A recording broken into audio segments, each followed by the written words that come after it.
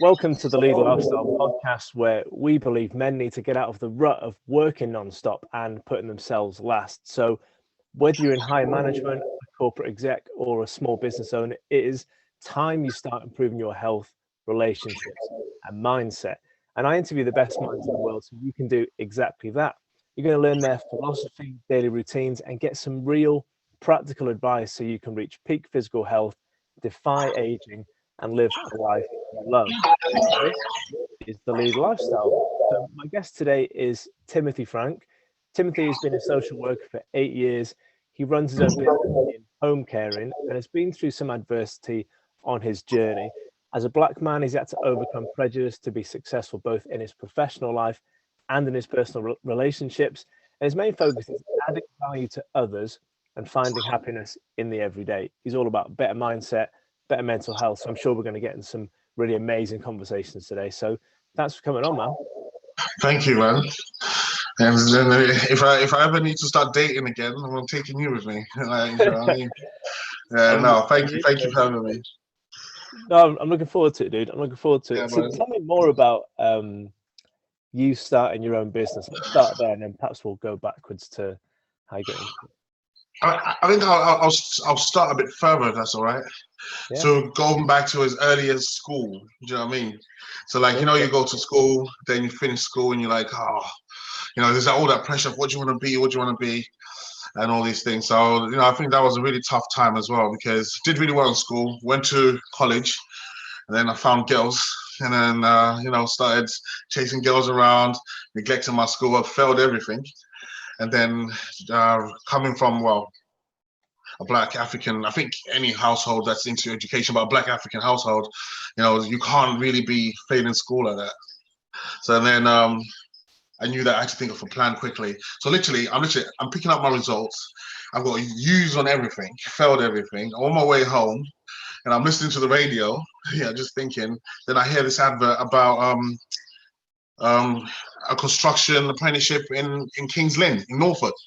Yeah. And I'm like, yes, I'm giving them a call. So I literally give them a call on the way home, sending my information, get home, get shouted at. I think I got a few slaps from my dad. And then before you know it, I was off to Kings Lynn. I was like, escape that one. So I was there for 2 years. It was fun. Which we stayed on this ex-army base.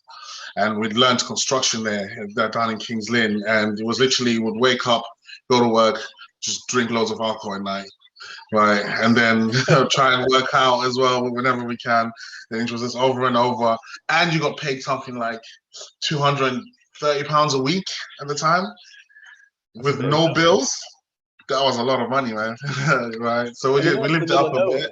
Is Kings Lynn really rural? Well, yeah, but then I didn't drive, but some of the guys on site did drive. So we'll go to Norwich for all the clubbing and stuff, you know what I'm trying to say. Midweek, we may go over into Kings Lynn. But then we got bored of doing that, so we ended up just bringing all the alcohol to us. And then, just alcohol games. I learned to play chess there. You learn so much different stuff because you got people from everywhere. You got people from Wales, Manchester, Scotland, like from everywhere. Do you know what I mean? So it was quite nice. I think in terms of life lessons, I learned a lot down there. Yeah. The 2 years there. Yeah. And then that was done, but I didn't want to continue after that. And then I just chilled for a bit, and then just ended up volunteering at some day center with young people with autism. And literally it just took me away from there, mate. Like I didn't pick this. I mean, saw that, got involved with that, and I was like, I was gone. I was like, I felt good just helping out. You know what I mean? So yeah, I just went through the journey of going to school, going to uni, then worked for about 8 years as a social worker, then started my own business. Yeah, and that's the journey. So what did you do at uni then? At uni, I did like a dual degree then. So that was a mental health and social work dual degree. Tough, really tough because it's 5 days a week. And then you're trying to still work and still earn a bit of money on the side. And I mean, it doesn't help because now you're having your first child. You know what I mean? So it's all just hitting you. So it was pretty good, but really tough. But we got through it. And then once I got through it, always late with my assessments. I'll tell you that for free, man. I was always late. I was just really terrible. Late with my assessments, missing class, always coming up with this excuse because I had to work to put food on the table. Baby on the way and everything. Bills need to be paid. So there's only so much you can go to maybe mum and dad or brother and uncle or whoever. Do you know what I mean? Then you gotta stand up for yourself. Yeah. So that balance was tough, but we got through it. And then when I finished, it was now a question of, well, do you get a permanent job, go the conventional way? And I was like, nah, not me. And I became self-employed straight away from day one since I qualified, which was really tough as well because you don't have a history. So no one trusts you to pay you that level of money with that level of responsibility. You know what I mean? But we got in there, started off with Lewisham, and then I've just been around ever since. Yeah. So if you could give one piece of advice for people who are going through uni, trying to get the qualifications, they're starting a family and they're having to earn some money on the side, like how did you get through it and what would your advice be looking back? Do you know what? I think it's just having good people around you. So I think my mum was a big part of that. No, don't give up, don't give up. I also have always been very ambitious, but I couldn't see any other green light other than this. Nothing stuck out to me. As a young boy, you get involved with ABC with some of your friends, but you see that there's nothing there. Then you try something else, and you hear that, this is kicking off, but you realize that it's really not who you are. This is all I had. So I think that ambition and then having good people around you. And if I could go back and do it again, I'd be more organized. I think something as simple as that, mate. Like, that little diary thing you see on this phone here, just using that a bit more. Do you know what I mean? Just sitting down with a simple pen and paper. This is what I need to do. And this is how I'm going to do it. But it may clash with this. This is how I can get around it. Simple pen and paper, planning out what you need to do. I think if I could do it over again, that's what I would do. Then the journey wouldn't be painful because it's only painful to my perception, where someone else could look at it and say, actually, you could have done that a lot better. So now looking back, yes, I could have done that better, organizing myself. Simple stuff. Yeah. You know what I mean?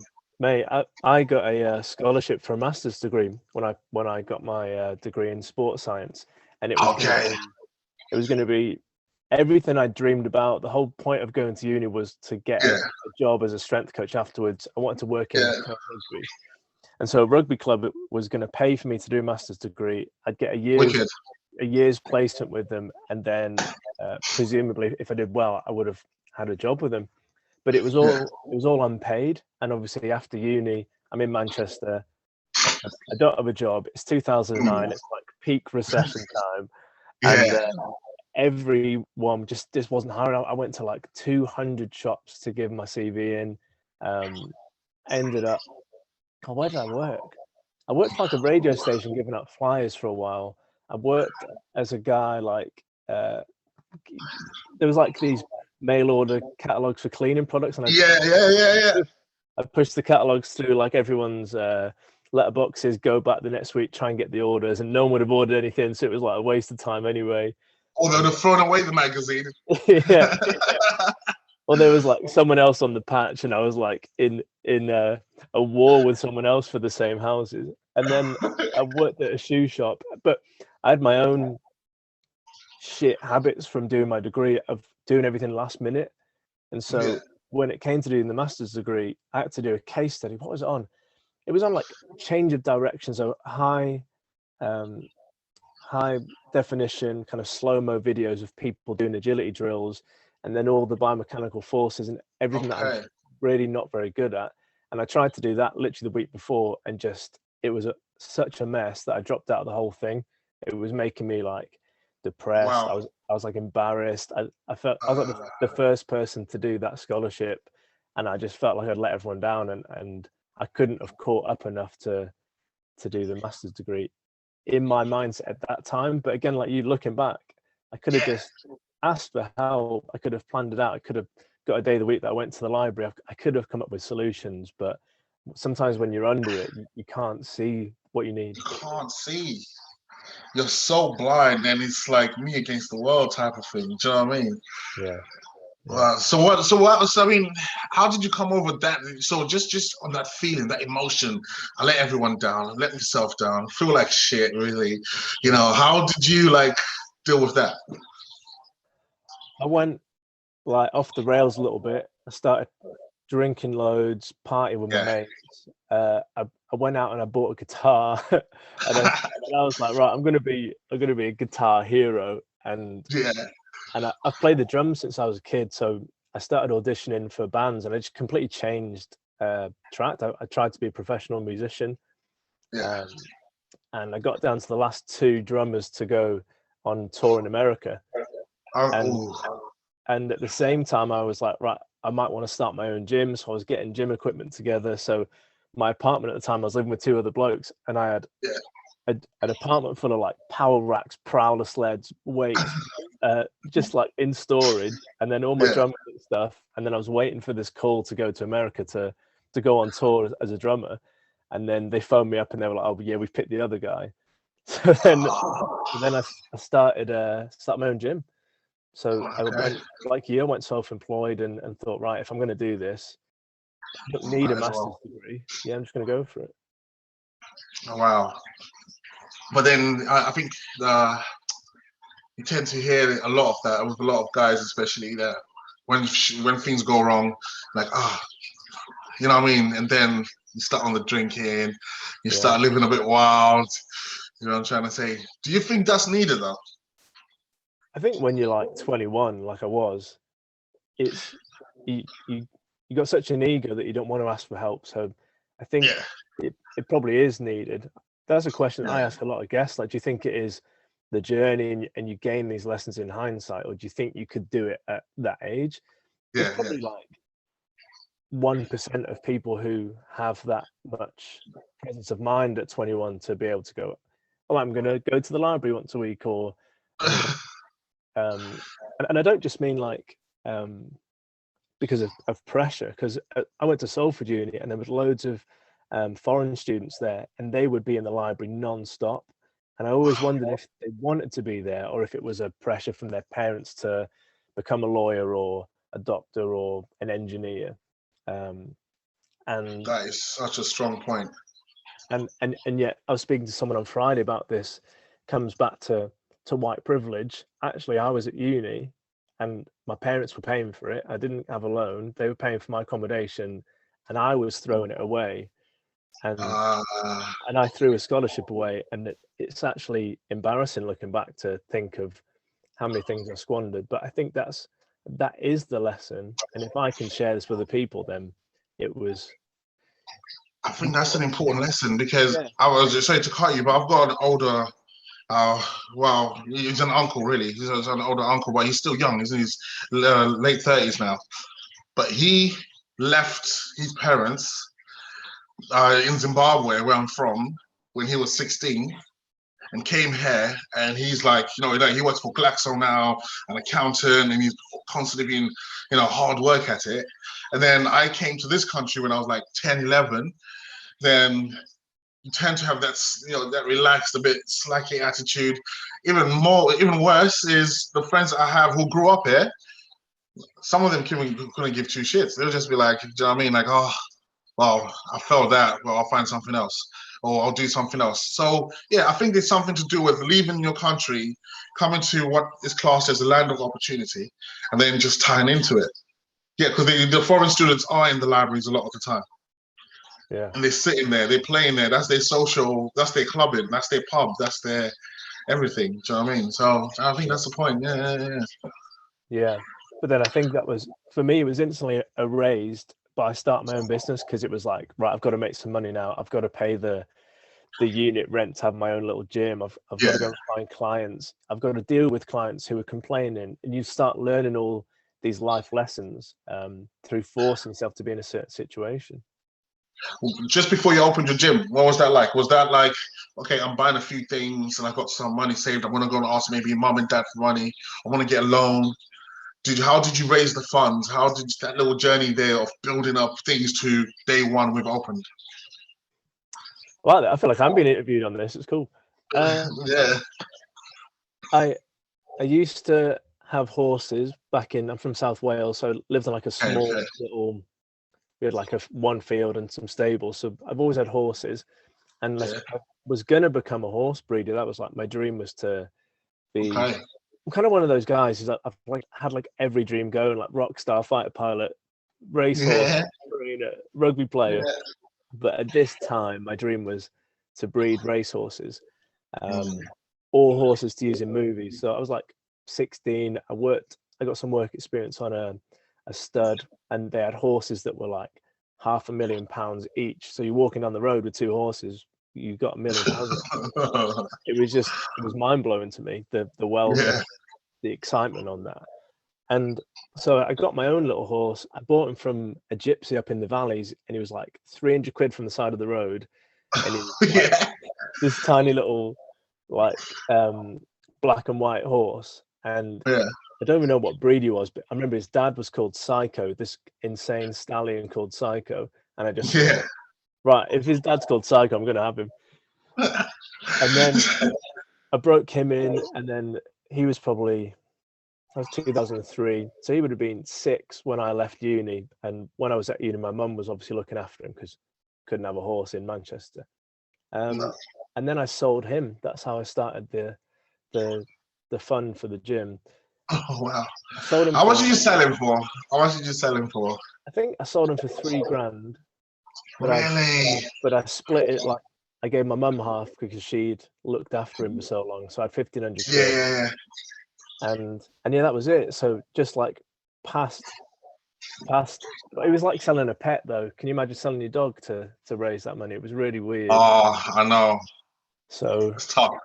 I couldn't sell my dog. my parents told me to not start a gym. My parents told me to work in a bank or be a bank manager. Everyone was really not supportive of me doing it, so I didn't get any help past uni. But then there were a few times where I did have to phone home and be like, I can't eat, unless you send me 200 quid. Like, I need some help. So Need money for this, yeah. so I kind of struggled through, but the first 6 months I just didn't make any money, so I had to move to a small. What about equipment? That must have been pricey. Yeah, well, I ended up paying, I think, 400 quid a month for like a storage container rent. Ah, Those storage facilities, like yeah. house or whatever. So I got one of those containers, and I actually started out in. I feel like we're not going to learn anything about you if I keep talking about myself. I'm trying to make. No, I think we will, man. We will. This is interesting. I like these stories, man. Because okay, if we go again, if we talk about the whole, I say, like white privilege and all this type of stuff, someone could come now, look at you, and just think, nah, it was easy. Nah, he's never had to go through the struggles like everyone else, but everyone goes through their own adversity in some way, shape, or form. Yeah. Doesn't matter what race you are, doesn't matter where you come from, it's gonna hit you somehow. You're gonna get punched in the face, and you're gonna have to take it. Do you know what I mean? So I like hearing stories like that. It's interesting. So you get this storage, you put in the equipment in there, well, and slowly you're collecting.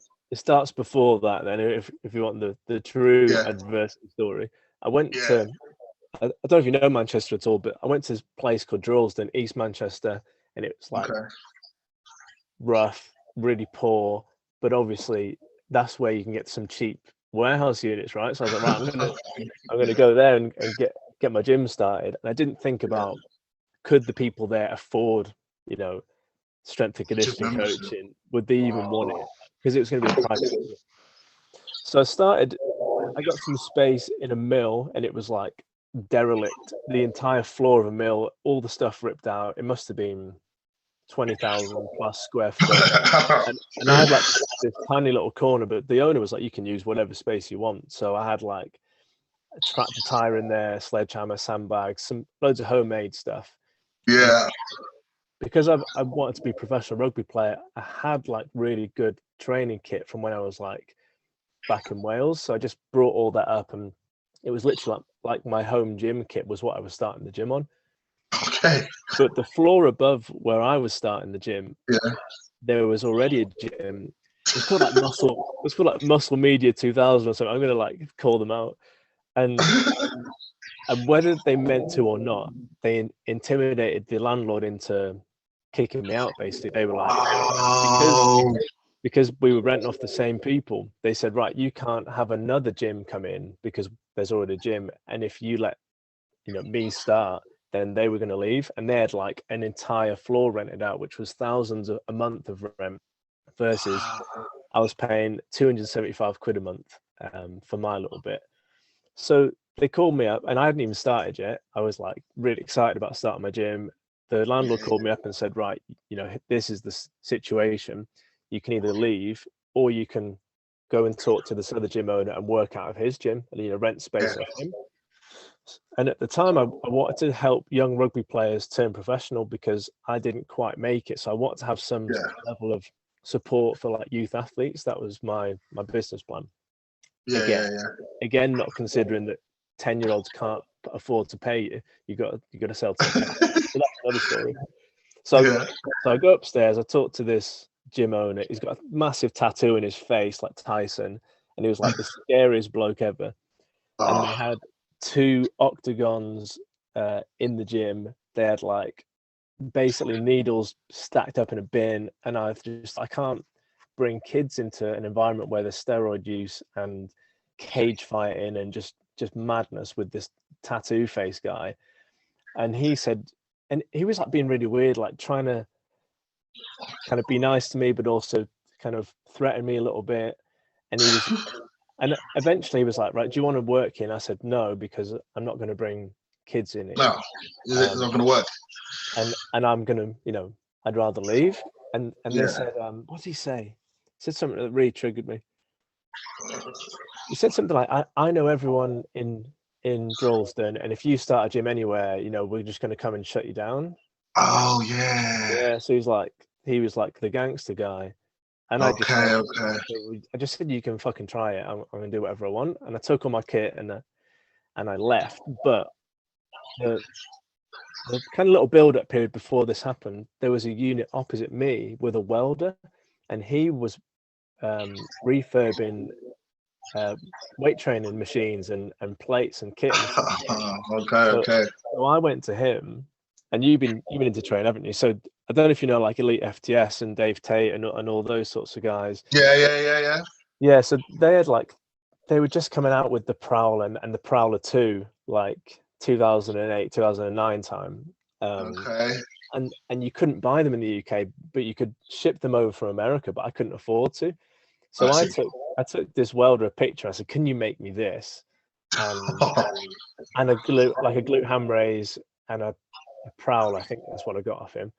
And so I spent like 800 quid of my 1,500 quid seed money on that.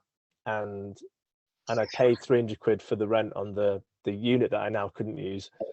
And so I took the kit with me to the nearest possible cheap unit I could afford, and it happened to be in Warrington. So that's the only reason the gym is in Warrington now, even though I live in Manchester, is because of that guy in Droylsden. Oh, I see. And then all that kit that I had custom built, it fell apart a few weeks later, and I couldn't get hold of the guy to get him back. So I just had basically. Why had he moved or something? No. I drove to see him, and I was like, this is crap and this is broken, and he kept like trying to help me out and do another thing, and people were pushing the Prowler and the weld were breaking off, and they were hitting their head on the weight pole in the middle and stuff. So I ended up, and I'm sorry for whoever bought it, I ended up selling it on eBay just to try and get some money back. So that's all before. At least there was no insurance claims there. We got away with it. We got away with it. Risk. So I like that story. So that's before I even opened up. So that was November 2009 to March, and in that time, I was trying to become a rock star and travel to America. I used to be crazy, mate. I used to be crazy. Well, plan B. They say don't have a plan B, but you just kind of have it sitting there. But that says a lot. That's like a lot of what persistence, perseverance, mate. Just holding on to your dream and your vision, mate. Like Clearly, Stubborn, you're being punched in the face a lot of times. You know what I mean? You got this dude with a tattoo on his face. You got funds. You got this, that. Wow, survival. yeah, Amazing, yeah, man. Amazing. yeah. I really think like if something would epitomize me, it'd definitely be being stubborn. And if someone says I can't do something, it's just gonna like spur me on. Yeah, And I think that was a gift really, because there's no way I would have, there's no way I should have kept the gym running for years, mate. yeah. I worked in a bank for the first 3 years to fund it, and I'd get up in the mornings, do my marketing. I'd go to the bank till 5 p.m. I'd go to the gym in the evenings and coach people, and Wow, there was no way out of that. wow. There was no way out of that for years, and it was a shit life, but I just put up with it for some reason. I don't know why I did. And what now? You're doing it full time in the gym? Yeah, full time for the past 6 years. Congratulations, man. Thanks, man. Like, oh yeah, I think you either you get it or you don't. That's a Yeah, tough thing, and it's like, yeah, because you still got to pay your council tax, right? You got your water bill, electric bill at home, food, yeah, and still got all these daily expenses. yeah, Plus, you got this big dream that you're trying to fund at the same time. yeah. Wow. All right, good on you. Let me get my numbers up. I'm gonna make some noise there. I promise you. But yeah, Yeah. just come anyway. You'll still lift more than me. Ah. Just come anyway, mate. I said you'll still lift more than me. Yeah. No, I'll definitely make my way down there sometime. Man. But I like that story. So that almost like there were some similarities to mine. So I then became independent social worker immediately. So I wasn't trained like other social workers were in terms of my profession. So that's why I tend to, if you look at my CV, it's about that long because I've just picked up work in different teams, different locations. So now you put me in the same room, and no disrespect to anyone else, but put me in the same room with someone who did the conventional way after university. It would be very tough to then say that they would be a better practitioner than I am, because I think I'm more stretched and I've been exposed a bit more to different ways of thinking, different types of people, and what outcomes mean to different types of people. But the most important part of that journey was, so people talk about racism, and because we've got this whole Black Lives Matter thing, but for me, actually, it was black on black. We'll call it discrimination, not racism, I think.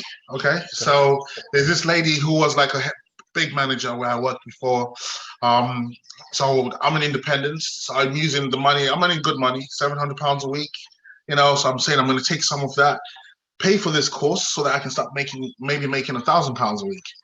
Yeah. Did that, and then started the course. Took time off work and everything.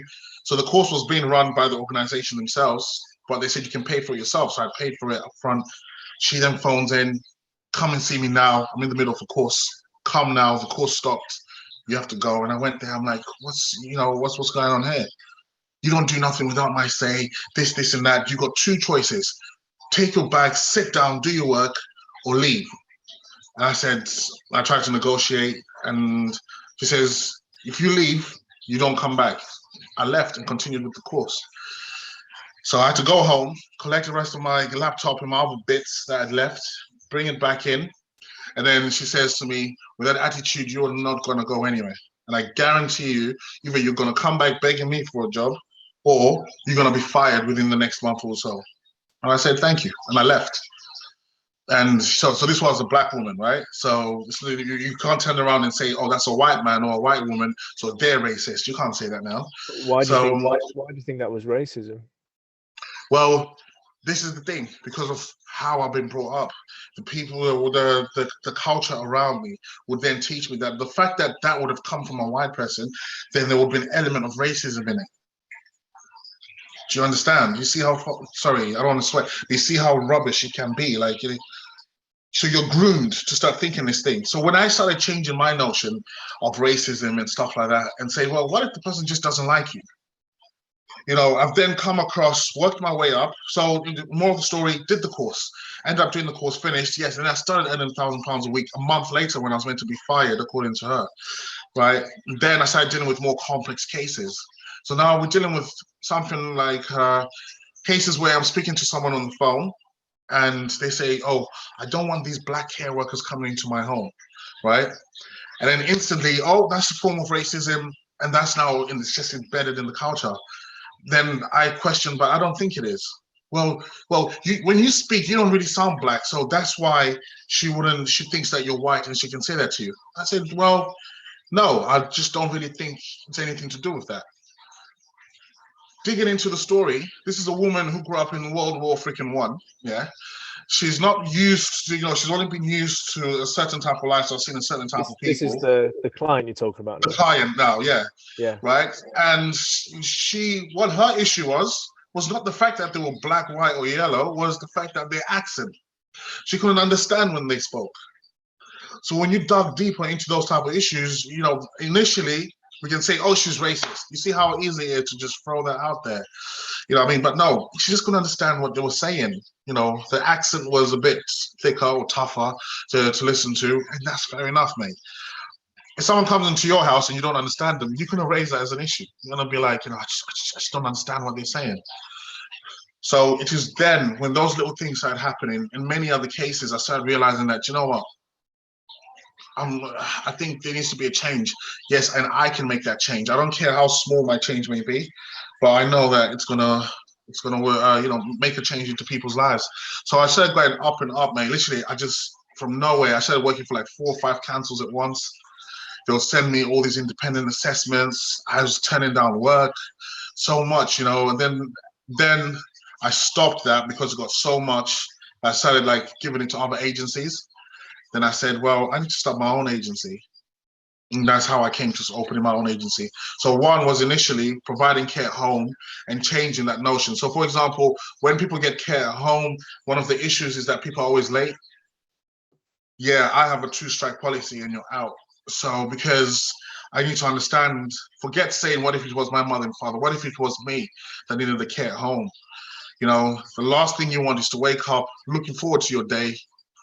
The person that helps you doesn't turn up, or is very late, that it sets you off for the rest of your day. There's only so much I have planned, I'm trying, especially if I'm old, right? So I have a 2-strike policy and I'm out. And then we'll also pay people really well. So we pay the highest in London. So our start rate is at £12 an hour. I think the average is £8-9. Wow. So because we pay so high, our expectation is so high, our profit margin is really low, because I want to focus more on volume rather than how much can I make now. Do you know what I mean? And then I don't know, the company's grown, and then I met my business partner Carla, who was a nurse as well, and she's also my partner. And yeah, we've just grown it from 0 to like 25 clients since last year till now. Awesome. And so it's just grown pretty fast, looking after children and older people. In terms of, it was pretty tough at the start because I was usually taking people on and letting them go instantly, because if I saw that you were canceling shifts last minute, or you were turning up late, or these behaviors that I've heard so much of in my experience, or what I'm trying to get rid of, I just change it, right? And it's not always the best way. But there's now when we induct people in, we let them know that this is how it's going to be. But once you're in, you're going to be paid really well. You're going to have all the training that you need, and we're going to put our clients first. First, we'll put you first and make sure that you're okay. Then we put our clients first. It's very important. Here's the standard meeting to look after you. Yeah, and that's it. And that's where we are. So it's been fun. Some sleepless nights, I'm trying to say, but I think it comes with it. What's it like working with is it your girlfriend that you work with, or? Yeah. What's that like? Terrible. She doesn't understand, that I'm the boss here. But no, she's really good. She's very knowledgeable, and she's very well organized. So remember when we initially started, I talked about being organized. Yeah, that's been an issue all my life. I've constantly got better. I mean, I've read books and so forth, but I've constantly worked on organization. When I see me slacking or life is not happening the way I need it, I think, oh, let me go back to pen and paper.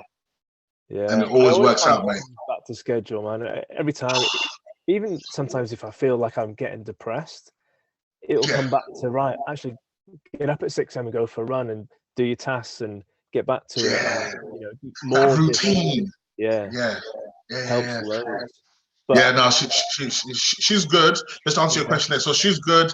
She's a nurse, so she brings a different view. Whereas I'm a social worker, and I bring in a different view. So you tend to see that most of our clients are really happy to have two different professionals dealing with their care plan and their routine and stuff. And we've never lost a client till today, touch wood, right? And hopefully we can just grow from then on. Yeah. awesome, man. And what Yeah. about your home life? Is there any friction because you kind of feel like sometimes you bring in work home because you're both working together, or are you pretty good with those boundaries? No, pretty good because I like to give Carl a lot of time off. I hold myself accountable that the business is still very young. This is where we want to grow to, and to be honest, she still has to hold a job as well, and I still have to take on some private work now and again to make sure that we meet our bills. But no, I give her a lot of time off. Make sure she gets her hair done, nails done. Make sure I buy her a nice pair of glasses now and again. You know what I mean? Take on a date now and again. So no, that's fine. And she's pretty vocal, which is very nice. So she will tell me when she's getting worked up. So I'm like, why don't you take a break for a few days and I'll sort it out. Yeah, I Yeah. think that's important. Yeah. That's important to tell your partner when you are stressed and you need a bit of a break. Yeah. Communication, man. Yeah, It's yeah. so key. And then I think we've got good people that work around us. So yeah. But yeah, it's tough. She's quite annoying to say the least, but yeah, it goes well. It goes well. Yeah. That's awesome, man. So going back to what you were saying about racism in the workplace, how I kind of gathered it is that you're trying to put yourself in that person's position and see actually what do they really want, what do they really mean, and are they just saying this because it's lazy thinking, I guess. Is that right, or Lazy thinking. I think it's lazy thinking. It's comfortable to call racism out as your first card. Mm. It makes me feel good. So and just I don't know if it's relevant, but Carla's white. So just to let you know, so my partner is a white woman, and the mother of my children is a black woman. So I have no favoritism to anything. But one thing I do know is, especially some of the young guys I mentor sometimes, I'm like, no, you do not go to racism as your first card. It's the most comfortable thing to call out because this person is of opposite race to me and they're in power and they're telling me something. What if that person's just a bad leader? What if that person has just woken up on the wrong day, or you've just reminded them of something and they just snapped unintentionally? yeah, There's many other reasons why this person has acted in this behavior. That if you start sticking to racism as your outcome every single time, you're limiting yourself. And I think you're stopping your own growth. And this is why I feel like I like to think I've got very strong black men around me. I think they are because we really sharpen and test each other. So you turn around and say, a lot of people turn around and say, oh, black people can only live in certain areas and we can only earn so much money. And there's a glass ceiling because we can't do this and that. Well, glass ceiling, go and break it and start your own business then. Do you have the balls to do that? Sorry. Do you know what I mean? yeah, Right. I'm in the workplace and I can only get to this certain level. Get up and leave. You've been there for 8 years. Move. yeah, Yeah. Why are you so scared to go and try it somewhere else? And having moved around, I can now confidently say that I have a voice on this because remember, I've worked in Isle of Wight. Okay, I've worked in Wales. I've worked in Swindon. I've worked in Yorkshire. I've worked in Croydon. Most of the London, a few London boroughs. All these places I've done work in, and in different places. In Isle of Wight, there was a black man in charge. In Yorkshire, there was a black man in charge. But he was a total pain in the toe. Do you know what I mean? But the guy in the one in Isle of Wight was really good. Everyone loved him. White people loved him. Black people loved him. Asians loved him. So I've seen it at different levels. So I can turn around and say that when you call out for racism in any situation, that is one, being very lazy. Yes. And two, it's just so comfortable to call it out, hoping what? This is, and I'm not going to go into other things because it really gets to me, because then we got someone like Kanye West who comes along and says what he says. then I start to agree with him, and you get slaughtered amongst a lot of black people when you start defending Kanye West. They don't see him, but there's an element of truth to what he's saying. Yeah. So, and that's where I stand with it. So I think to finalize that, I think if you're whatever race you are, whether you're a white person, black person, or whatever, do not fall to racism as a choice.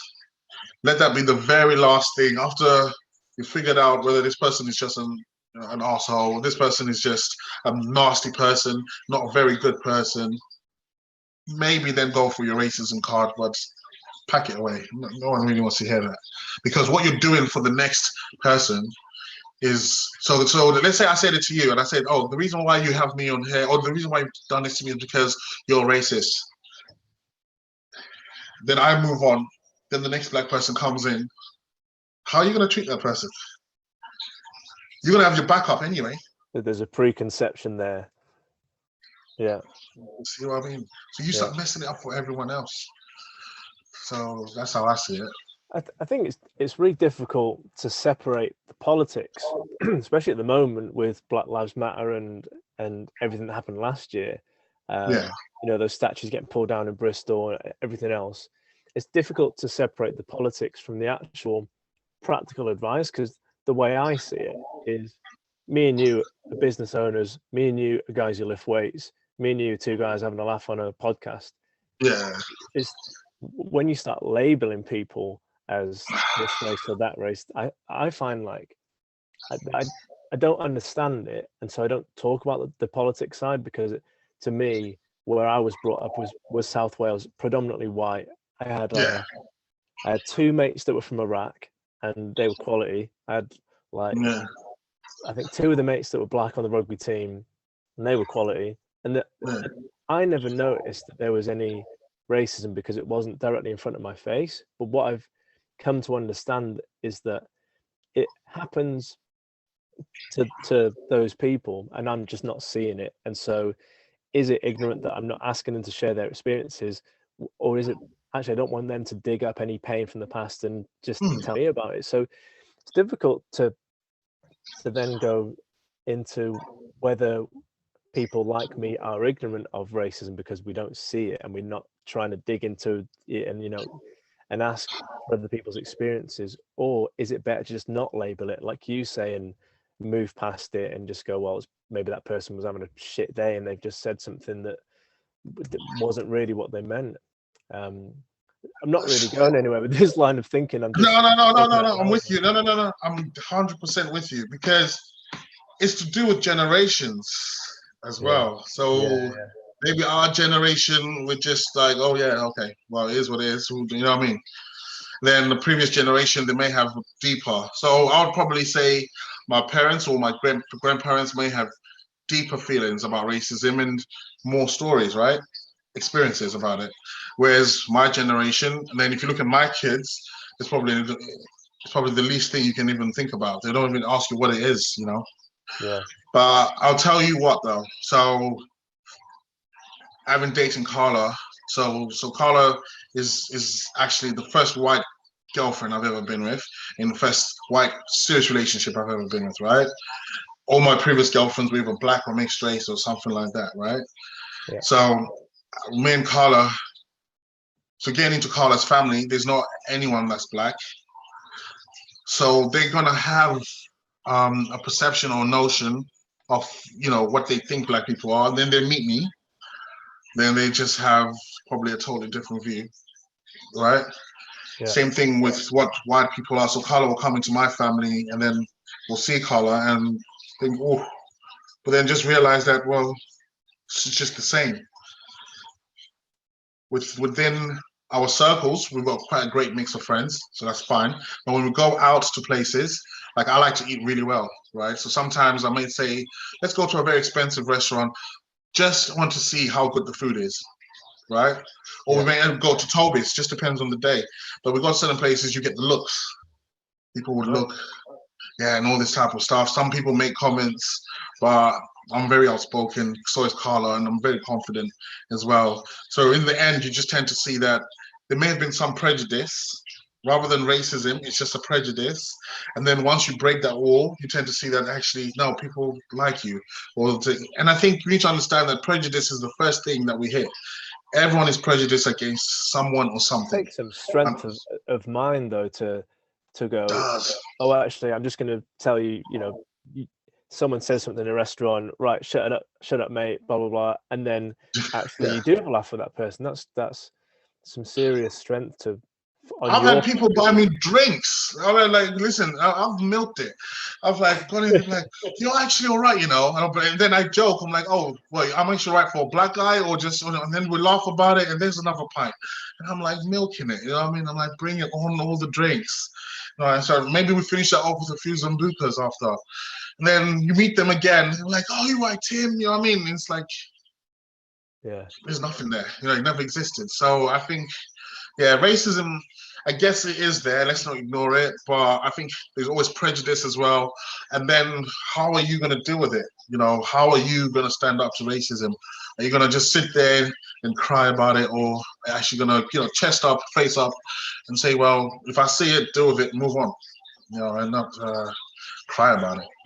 So I mean, but anyway, if it works, if you get into a place and you think someone's racist, try and talk to them, especially in a pub, before you know it, they're buying you drinks. You know what I mean? And I'm a living proof of that. Yeah, that's an awesome message, mate. And Yeah. And what I like is it's practical. You can actually go and do it. It's not just go and do it. If someone is looking at you a certain way, if you have the time and day, if you're sitting there. You don't want to keep sitting there and being looked at real funny. Speak to them, approach them nicely, even from a distance. Yeah. See where their mind is. You know what I mean? And then that's it, really. And then move on. Yeah. Yeah. But then if we're talking about race, I don't like drinking with white people. I think white people drink too much alcohol. I think that all my alcohol experiences with white people have been the worst. Because my white mates drink, they go in. We're like pint after pint. Before you know it, the whole 24 is gone, and we're waiting for another one. And it's like, and the mixing. Oh, mate. You know what? No. As a businessman, one of the best decisions I ever made was quitting rugby, because rugby is like a drinking game with some sort of sport attached to it. Like you're literally drunk most of the time. There's initiations, there's ridiculous things that I can't even want to share that we would have to do, when you played your first game for a team or something. And that mindset of let's just get ourselves fucked up every weekend, it wasn't being an athlete. And I think for me, one of the big mistakes I made when I wanted to go professional as an athlete was living in the university halls. I should have got my own apartment, got a job. I should have been like going to the gym and training, but instead it was like, I was in a house full of graphic design students and engineers and stuff. And so it was just constantly partying, but that's my own fault. And then also the mindset of like, of kind of what I call a wealth mindset, when you're trying to start your own business, you're trying to go, right, I'm going to invest in advertising, or I'm going to invest in equipment, or I'm going to improve my business through putting money into the bloody thing. But people in kind of the poorer areas where I was playing rugby league up north, it was very much like they were ashamed of earning more money than someone else. They didn't want to admit that they had like a nice car. I remember someone bought a BMW and drove it to the club, and they just got rinsed for like buying a nice car. And I thought, this is going against what I'm actually trying to do with my mindset. So that was one of the reasons that I left, was to be amongst other business owners, to join masterminds and go to conferences, and just be in a more positive environment regarding wealth. But the alcohol as well. So I became healthier from quitting rugby. I became fitter from quitting rugby, and I had a better mindset about wealth and business. Do you drink now? I'd say I do, but I don't binge drink. The last time I got absolutely hammered, I'd probably do it once or twice a year to like go mad, if you like. Yeah. Yeah. Okay, so I'm so like I said, as social work, I've worked my way up to the point where I can section people and stuff. Yeah. And it's been very unfortunate that the past few people I've sectioned, literally are just like me and you, just like, ambitious, have businesses and so forth, and want more out of life. But during the pandemic, the alcohol got them. There's a coping mechanism. Yeah, I've got a guy who's on 4 bottles of wine a day. And I've got another guy who literally now he is a binge, and that's usually the worst type because the calm down from the binge can take some time. Then you have to bring yourself back up. And as you come up, you go down again. Do you know what I mean? So Yeah. his has been more frequent and stuff. Now, in terms of the gym, how do you guys in any way, shape, or form target alcohol or market or advertise against drinking a lot or do anything like that? Or is it like an open discussion, or is it just people just do what they want, come here if you want to, and that's it, really? Do you mean in our like nutrition programs? In your nutrition programs, yeah, do you factor in alcohol intake? Yeah. Well, what I teach is intermittent fasting. So we would start someone out on intermittent fasting, 24 hours and 16/8, and then there's strategies to deal with normal social occasions. So if you're going to have a takeaway on a Saturday night, instead of eating all your normal meals and having the takeaway as well, we recommend that you do something like a 20-hour fast or a planned reduction in calories before you have the takeaway, so the weekly average kind of levels out. Now, alcohol's obviously got a lot of calories in, and it's not an energy substrate you can store. Like you can store glycogen, you can store protein in the muscles. You can't store alcohol. It's got to get burnt off. So I just educate them about it. I say, like, drink it, but this is what's going to happen, or these are the negative effects you're going to experience in your training or your sleep or your mood. You're not going to burn as much fat as you could be. You're going to mess up your insulin levels, so you're not going to be able to store as much muscle because your growth hormone's low. I just educate them around it, but never step in and say, hey, don't do it. Because I never would do that myself. I've been like really strict dieting for the past 3 months because I had 2 strongman competitions in 2 months, and it was like getting to the point where I was starting to hate training by the end of it. But that was like no alcohol. I had a beer like the last game of the Six Nations, which would have been March, I guess. Really? So from March till last week, I didn't have any alcohol, and then I just had 1 or 2 beers last week, and I felt like crap, and then I didn't drink anymore. So because even in some of these pots of wealth, drinking is still what we do. Do you know what I mean? Where if you join certain pots of wealth or people who are quite wealthy or ambitious, drinking is still part of the culture. Yeah, I think that, and people need to keep an eye on the alcohol. I mean, you gotta. A lot of my clients are like corporate, or they're managers, or they've got quite big small businesses, if you like. They're drinking wine 2, 3, 4 times a week, and to me that's a coping strategy for stress. That isn't that you enjoy it or it's social. That's you on the sofa watching Netflix drinking a bottle of wine. That's a problem. Yeah, that is a problem. Okay, so one last thing I wanted to touch on, if that's okay. Let's do it. It's more of a business question. So clients. So at the moment, I'm in the business of getting more clients. Yeah. I spent like £500 on some flyers I'm gonna just put around the area and all that type of stuff. Other than word of mouth, how else do you get clients then? I think that showing behind the scenes content is really important. I don't know how you would do that, whether there's privacy issues in what you do. But yeah, showing, here's Mary, she was having a miserable life before we came in, and now here's the positive. Getting to know the actual staff, here's Bill, and he's got these qualifications, and this is why he's passionate about it, because his parents got to an age where they had a stroke and he had to actually do care for them, and now he actually helps people day to day. That human side of it, I think, is really important. And patience, man. It's just like it's like I always feel like we're not achieving anything with the gym or the online stuff, and we're back to square one and we're doing startup ideas again. But I think if you're always thinking like that, it shows that you're innovating, and that is what I've come to learn is like a normal business mindset is what can we kind of break and improve. And I think with social media and people's buying behaviors, what I Yeah. noticed 2014 to now, it's like Facebook ads just changed completely. You used to be able to just go right advert client, but now Yeah. it's like people are not clicking on the ad, they're googling you, they're doing their research, they're comparing you with other gyms in the area or other care homes in the area, and you need to give them something that they're going to go and search for. So, you know, answer all the questions, do all the videos, be the the source of all knowledge, and then show the human side.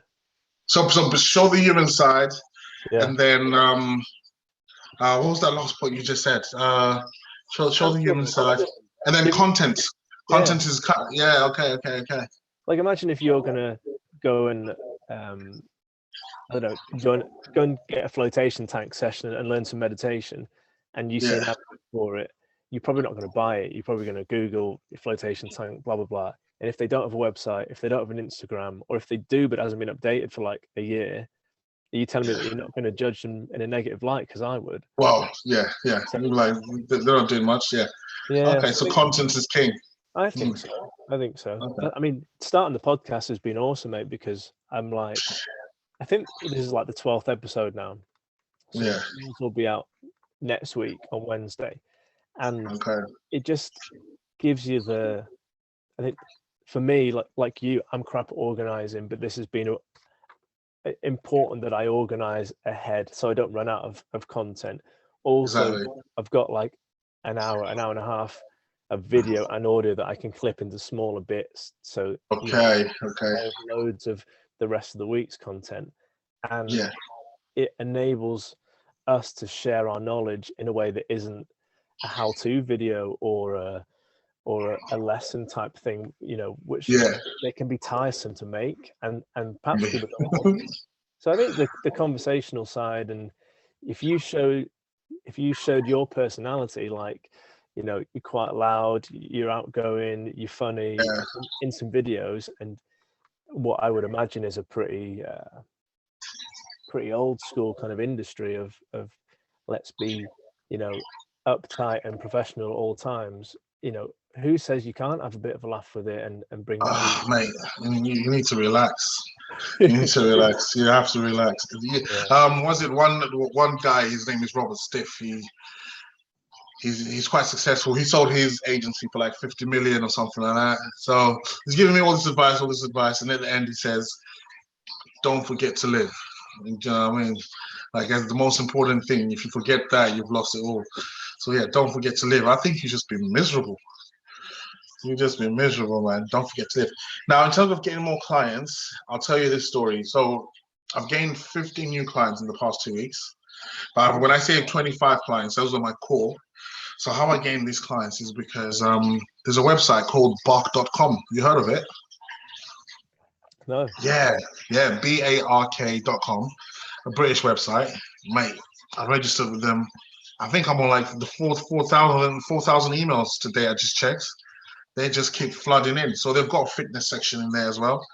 You'll be surprised what's in your area and what people are looking for. Some people don't want to get to the gym, and they obviously want to just get things done in their house or whatever. I don't know if you have the facility for that, but I'll say just look into it and see Yeah, if I'll it check it helps. out. Yeah, even if you know anyone who does trade stuff, painting, plumbing, yeah, so I've just literally got loads of clients. Some of them I still need to finish booking in today and speaking to them. But yeah, so yeah, hope that helps. Wicked, mate. Yeah, I'll have a look. It Yeah, sounds like you're smashing it. I'm going to round it up then, mate, and we'll leave yeah, it. So, kind of in my head, I'm going to go back through what we were talking about. So, you were saying that at first you didn't succeed at school, and that was because you just perhaps weren't putting the effort in, or you weren't organized. Then you went exactly. away, started learning about construction, and got all these life experiences, drinking, Yeah, partying, learning about yeah, stuff in a location far from where you're from. So I guess those exactly. new locations, it's a bit of a breath of fresh air. And then you realize it wasn't what you wanted to do. And then through serendipity, you became a carer and went back to uni and had a kid and had a job, did all that at the same time. And like you said, having good people around you was important, having support system, using Yeah, a calendar app on your phone and planning things ahead got you through it. and then through people's prejudices pushing you out or recommended that you don't achieve more in your job, you said, right, I'm out of here and I'm going to go and do it for myself, and Exactly. you haven't looked back. So well done, and thanks for sharing your story. Thank you, man. Where can people find out more about you or follow you? Or so my website is www.frankcaresolutions.net. That's my company website. I'm pretty bad with the socials, but I'm starting now. I'm doing podcasts and stuff. So I think Instagram will be TK Boss CEO1. That's my main Instagram, and then any other links I'll have will come from there. Okay, cool. I'll put all that in the show notes, mate. Yeah. But yeah, that was really wicked, mate. Thanks for sharing all that. I really appreciate it. And I think it's going to be a really interesting episode for people in business. And it's funny how we have kind of overcoming that adversity and lack of organisation. I think it is a story with business owners, and we'll have to get into the gym soon, mate, for some lifting. Yeah, let me get my numbers up with Tom, and then I'll be down there. Yeah. Let's do it, man. Well, thanks for coming on. Have a great day. Take it easy. All right, same to you, brother. Thank you. See you later. Bye. Bye.